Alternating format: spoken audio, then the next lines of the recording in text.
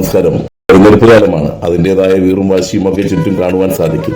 Social മീഡിയയിലൊക്കെ പരസ്പരം വാക്കുകൾ കൊണ്ട് ചെളിവാരി എറിഞ്ഞും അവകാശവാദങ്ങൾ ഉന്നയിച്ചുമൊക്കെ സ്ഥാനാർത്ഥികളും അണികളുമൊക്കെ അങ്ങ് നെട്ടോട്ടമോടുകയാണ്. ഏതായാലും ഈ കാലഘട്ടത്തിൽ തന്നെ സുന്ദരമായ ചില കാഴ്ചകളും കാണുവാൻ സാധിച്ചു. അതിലൊന്ന്, വാർഡ് മെമ്പറെ തിരികെ വിടുവാനായിട്ട് മനസ്സില്ലാതെ ഒരു നാട് മുഴുവൻ. അത് ഏറെ സന്തോഷം നൽകി. ഇനിയും വരണം എന്നുള്ള ഒരു അപേക്ഷ കൂടി അവരുടെ വാക്കുകളോടൊപ്പം ചേർത്ത് വയ്ക്കുന്നുണ്ട്. മോനെ, ഇനിയും വരണേ ഞങ്ങളുടെ നാട്ടിലേക്ക് എന്നുള്ളത്.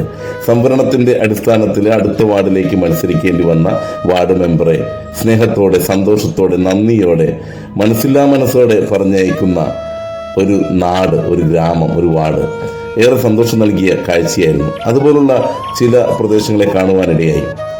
ഒരൊറ്റ കാര്യം മാത്രം ചെയ്താൽ മതി. ഇതുപോലെയായിരിക്കണം ജീവിതവും. നാം ഏർപ്പെടുന്നത് ഏത് മേഖലയിലാണെങ്കിലും തിരികെ പോരുമ്പോൾ അവിടെ ഒരു നഷ്ടം ഫീൽ ചെയ്യണം.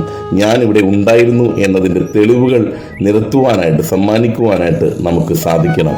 നാം ആയിരിക്കുന്നത് ഏത് മേഖലയിലാണെങ്കിലും ആ ഇടം നമ്മുടെ സാന്നിധ്യം കൊണ്ടും വാക്കുകൾ കൊണ്ടും പ്രവർത്തനം കൊണ്ടും നമ്മുടെ കൂട്ടായ്മയോടെയുള്ള ആ ഒരു മുന്നേറ്റം കൊണ്ടും ഏറെ സുന്ദരമാകണം.